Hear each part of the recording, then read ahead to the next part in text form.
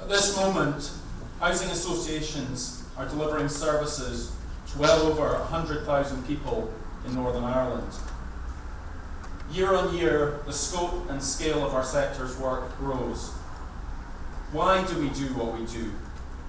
Because we're passionate about delivering the best possible care, support and housing. Because we want to make a real impact in people's lives. Because we want to work with communities to achieve great things. We've just seen the life-changing difference that Helm and the Belfast Trust together are making in the life of Liz and her husband Phil. Tomorrow we'll meet Dara, a boy whose new home and community in West Belfast is helping him and his family to flourish. And we'll also be introducing you to Kitty, a senior citizen here in Derry, who's one of the first beneficiaries of stock transfer in Northern Ireland. So this conference will set out and celebrate our collective successes. But we'll also be taking a step back to consider where we're at as a sector. Where do we go from here? Why should we do more? Can we do more? And if so, how can we do more? Our sector is a major but undervalued asset. Your contribution is immense. But I think we still have the potential to achieve much, much more. Housing associations can make a truly transformational contribution over the next few years in building more and better homes, in providing high-quality care and support, helping to realize the vision of transforming your care, and in taking on a greater role as community investors, regenerating and renewing blighted neighbourhoods. There's been talk of how the social housing reform programme can create outstanding landlords that could achieve all these things. And the programme does indeed have great promise, and we continue to be broadly supportive. But we shouldn't spend too much time contemplating potential new structures that will take years to create. The need is great, and the need is now. Over 22,000 families are in housing stress. And without the adoption of preventative and housing-based services, our NHS could be at crisis point within a few years. The cumulative impact of welfare reform will put unprecedented stress on already hard-pressed communities. So the need is urgent, action is required now, and that's why this is the time for our sector to pursue transformational change. Success is certainly achievable, but it's far from guaranteed. I believe three things are needed for housing associations to make a game-changing difference that we all want to see. Firstly, we need to ensure that across the board we're strong, well-governed and independent organisations. Second, we need to be excelling in our service delivery. And third, we then need to get out there and make the case for our work. Our sector must lead in each of these areas, but we can't fulfill our potential on our own.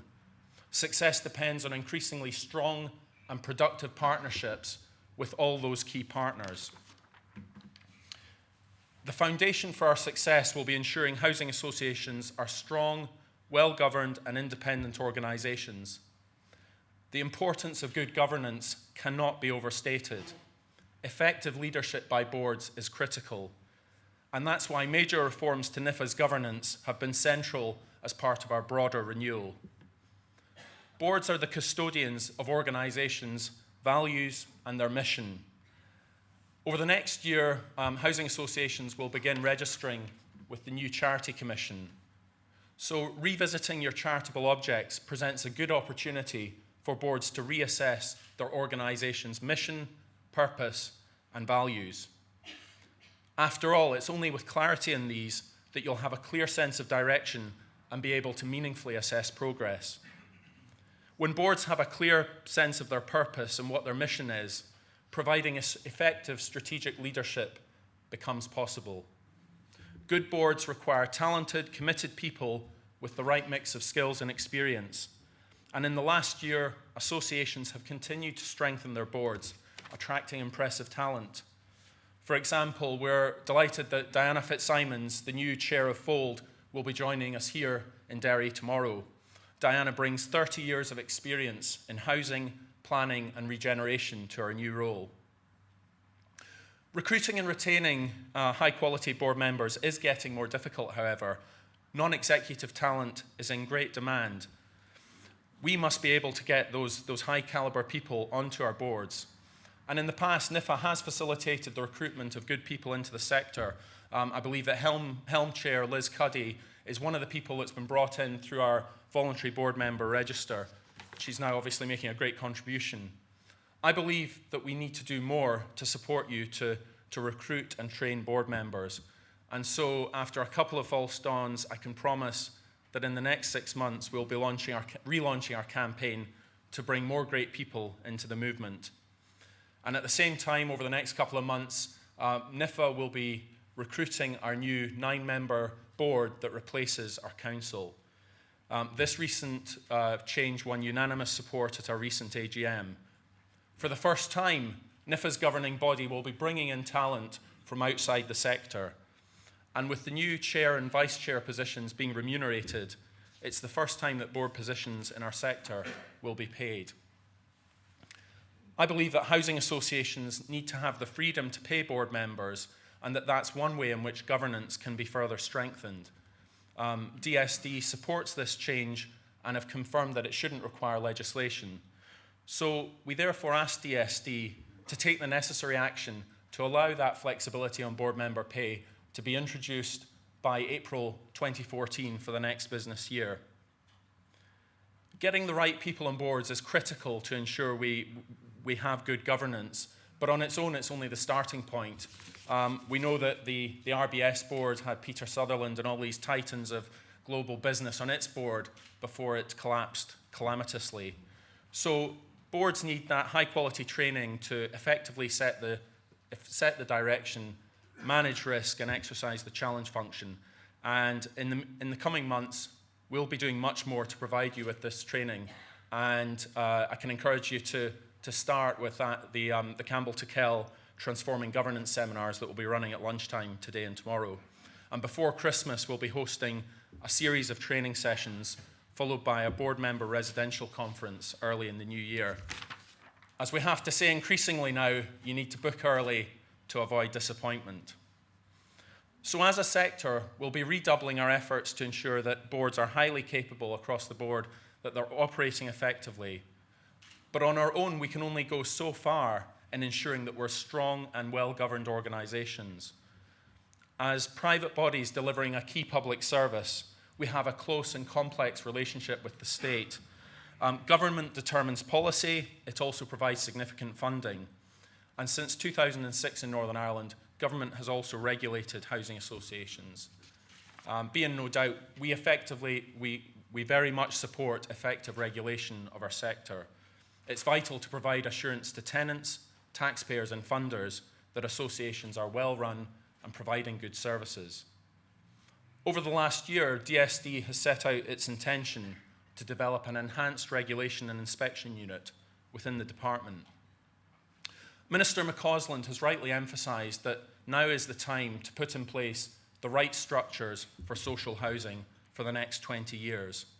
So now is the time to consider how regulation can further support the development of a strong sector. Well-established principles of effective regulation include it being risk-based, proportionate, and outcome-focused.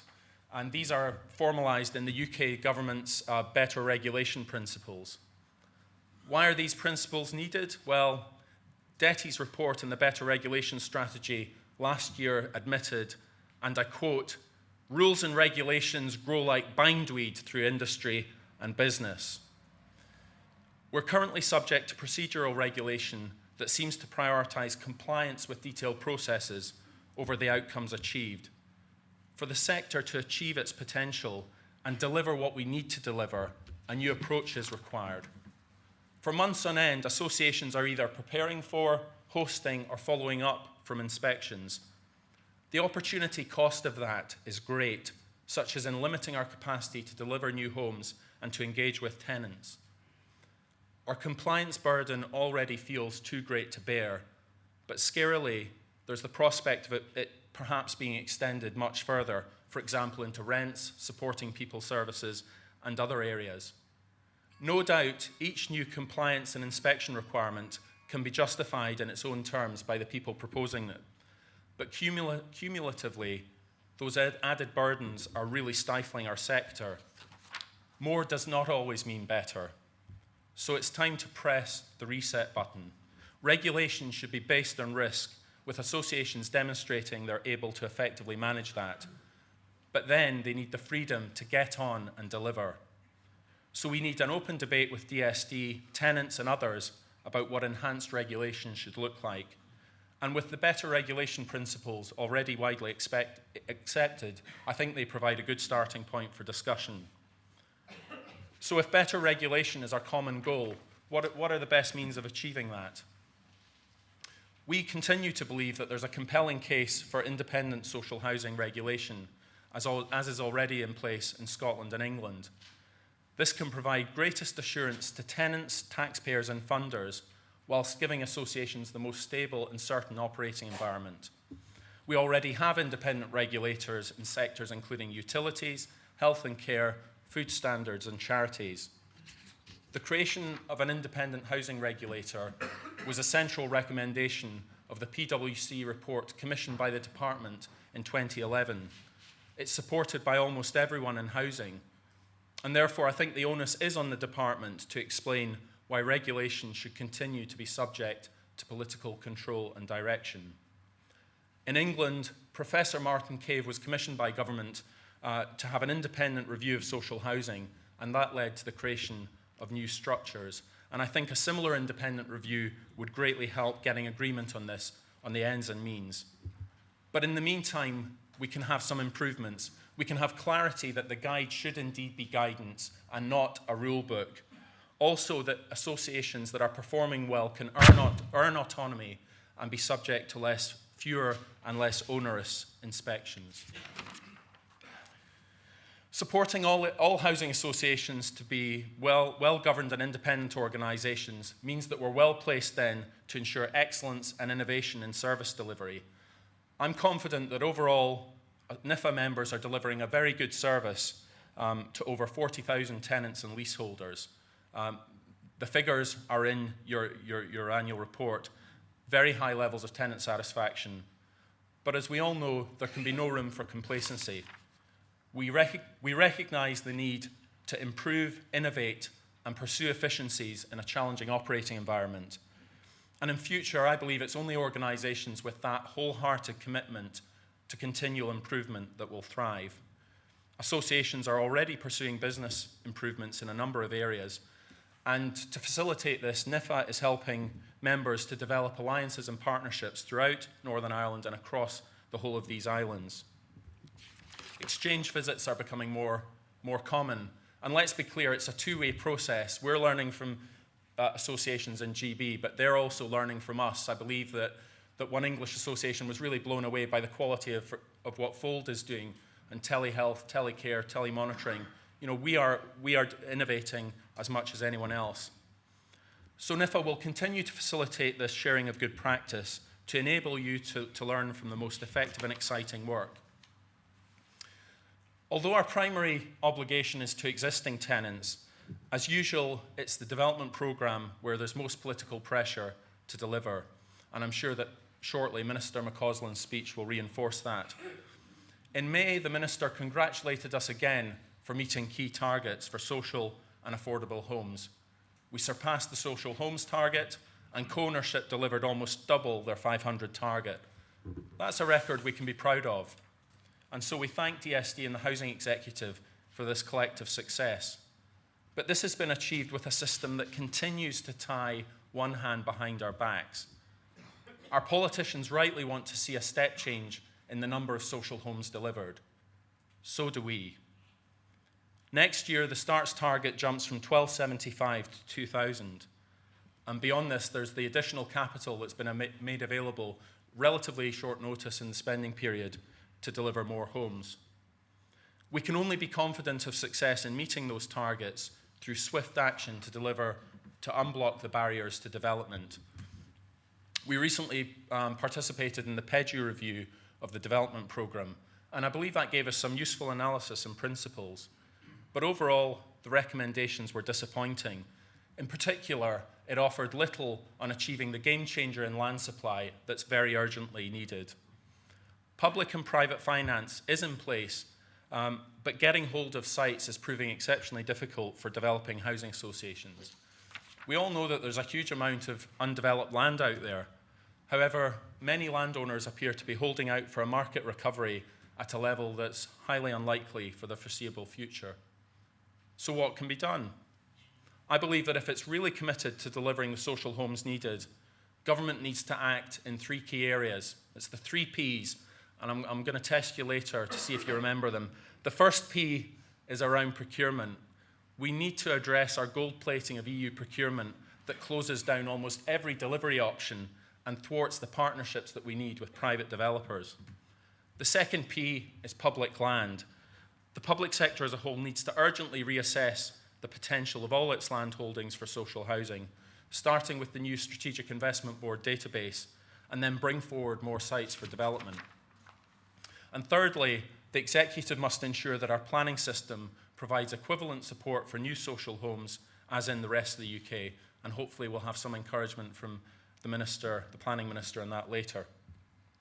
We've set out our detailed proposals on unblocking these barriers to DSD and DOE, and so we're hopeful of a positive response enabling us to work together in tackling these issues.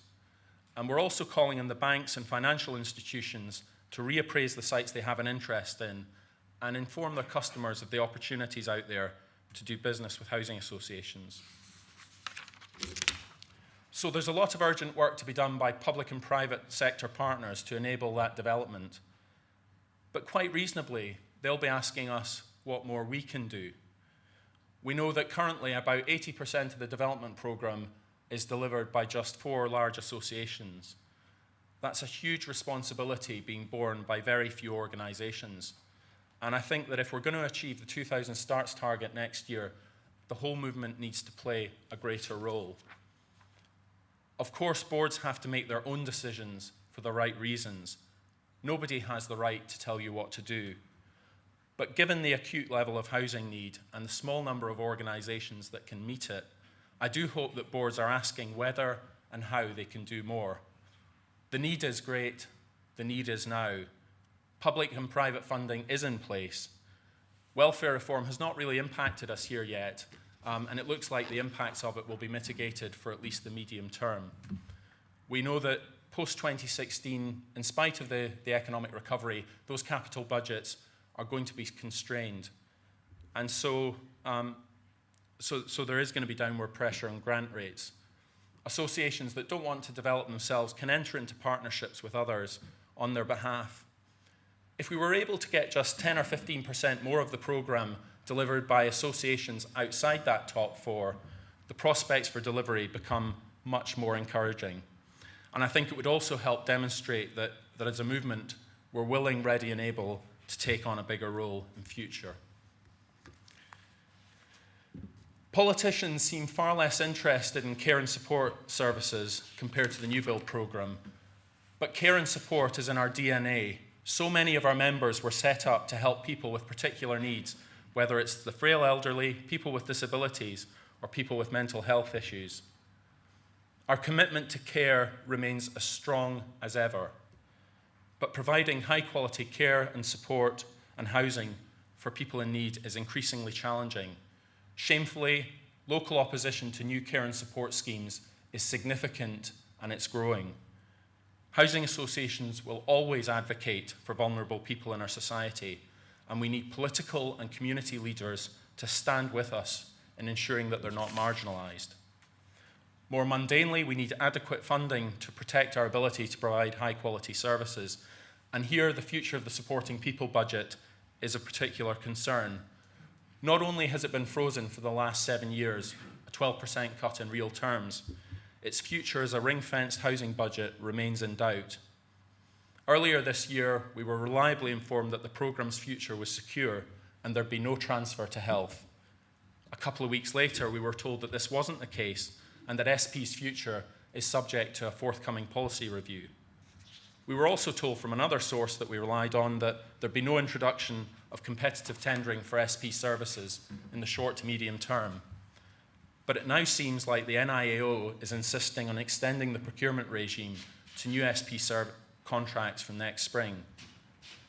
We're rightly encouraged to learn lessons from GB, and I think we need to learn a couple on SP. The first is that when ring-fence budgets for housing support are removed, the funding quickly and inevitably disappears to shore up acute services. And secondly, the crude introduction of tendering could greatly damage care and support services. Brendan Sarsfield, who's the chief executive of Family Mosaic, summarises the problem neatly. He points out that tendering can drive down wages, destabilise services, crush innovation, and draw limited resources away from the real work with service users. Is that the example we want to follow in Northern Ireland? Whether it's in regulation or commissioning, we're not uncritically wedded to the existing structures, but government must work with providers if it's to secure the outcomes it needs. And I think the faltering progress with transforming your care demonstrates this point. We know that A&E and other acute services are already creaking, and demands on them are only going to increase. But if government engages with us and develops housing-led solutions, we can hugely contribute to helping people live more healthily in their homes for longer. Over the next year, therefore, we'll be stepping up the case to make the case for supporting people and to ensure that housing, health, care and support are properly joined up. Providing housing, care and support will remain the majority of the movement's work for the foreseeable future. But for us to make a transformational contribution to Northern Ireland, our scope has to be much broader. We all know the limited benefit in creating high-quality homes if they're located in areas that are blighted by physical decay or antisocial behaviour. So providing good housing is a great base from which to provide a range of services which together can truly transform communities. As housing associations, we're Northern Ireland's biggest and best resourced social businesses. That gives us huge opportunities. And over the next 2 days, you'll be hearing how housing associations here and in the UK more broadly are working with customers to achieve truly great things, to help people identify and pursue their goals, to provide training and jobs, to bring empty homes back into use, and to provide reasonably priced alternatives to loan sharks and money shops. Be in no doubt, we're not newcomers to social entrepreneurship and community investment. Triangle already runs a range of successful social enterprise, providing training and jobs to people with learning disabilities. Apex and Clanmill and many others are delivering major housing-led regen schemes in Derry, Belfast, and elsewhere. The list goes on and on. Associations can't and they shouldn't try to do everything, but I think that there is more that we can and must do to lead social change in communities across Northern Ireland. And that's not just to fulfill our social purpose. As we'll hear later, increasingly there's a commercial imperative for this community investment. We've looked at how ensuring we're strong, well-governed and independent organisations is foundational for our success. And from this base, we can excel in our service delivery. But however well-run associations are, and however good the services we deliver, we need to do more to ensure that our potential is fulfilled. Now more than ever, we need to get out there and make the case for our work. As your trade body, we have a major role to play here. And over the last 18 months, we've worked hard to tell the story of all the great work that you're doing. Earlier this morning, I was on Good Morning Ulster to talk about the new sector Global Accounts, kindly produced by PwC. And I was able to talk about how £125 million of competitively priced private finance has been brought in by yourselves over the last year to invest in more and better homes, and how our financial strength means that we're well placed to do more as opportunities arise. In this, as in so many other areas, we've got a great story to tell, and we'll be trumpeting the sector's successes. But every individual organisation also has a vested interest in telling its story and building its reputation. There's already good work going on. For example, Clanmill have a quarterly bulletin to politicians. Fold and Rural and others have an increasing presence in social media. But overall, I think we're selling ourselves short when it comes to making the case for our work. Some politicians think we're great. Others still think that we're aloof and disinterested. But I do think there's an increasing recognition that we do need to get out there, tell our story, advocate for our work, and I believe that the powerful films that we're going to be showcasing at this conference are a good example of that commitment. Later today, we'll hear from Gavin McGaw on how we can better build and protect our reputation, both individually and as a movement. And as we more energetically tell our story and foster understanding of our work, I think we're more likely to get a positive response to our key lobbying priorities. You'll be relieved that I'm not going to go through each of these in turn, but I do want to end by touching on the social housing reform programme announced by the Minister in January. As with our other key partners, I believe that we have increasingly strong and productive relationships with DSD, and in the last few months we've been meaningfully engaging with them on the future procurement, the fundamental review of allocations, housing-led regeneration, to name just 3 areas, and this exchange clearly benefits both sides. However, one area where we've been left in the margins is around the social housing reform programme. The programme, as you know very well, the programme's implications for our sector are profound and far-reaching. Assuming the reforms do go ahead, they'll affect almost every aspect of our businesses. On the landlord side, the Minister's preference is that all social housing in Northern Ireland should be delivered by housing associations.